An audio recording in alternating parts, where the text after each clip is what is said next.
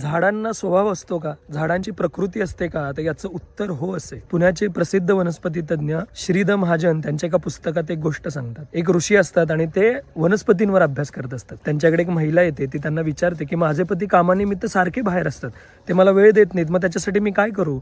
तर ऋषी सांगतात की जेव्हा ते कामानिमित्त बाहेर पडतात तेव्हा त्यांना चिंचेच्या झाडाखाली बसायला सांगा आणि येताना कडुनिंबाच्या झाडाखाली बसायला सांगा. त्याचं कारण असं की जेव्हा कुठलाही व्यक्ती चिंचेच्या झाडाखाली बसतो तेव्हा त्यातील आंबट वाऱ्यामुळे आपल्या शरीरात वात तयार होतो आणि आपण आजारी पडतो आणि आजारी पडल्यानंतर आपल्याला घरची आठवण येते. जेव्हा आपण पुन्हा घरी जात असतो तेव्हा आपण कडुनिंबाच्या झाडाखाली बसतो आणि कडुनिंबाच्या शीतल वाऱ्यामुळे आपल्या शरीरात आरोग्यदायी वातावरण तयार होतं, आपण लवकर बरे होतो आणि लवकर बरे झाल्यानंतर आपण पटकन घरी जातो. आपल्या पूर्वजांनी सांगितलेल्या प्रत्येक गोष्टीमध्ये कुठलं ना कुठलं तरी शास्त्रीय कारण आहे आणि ते समजण्यासाठी ती गोष्ट लक्षात राहावी म्हणून ती गोष्टी रूपात आपल्याला सांगितले.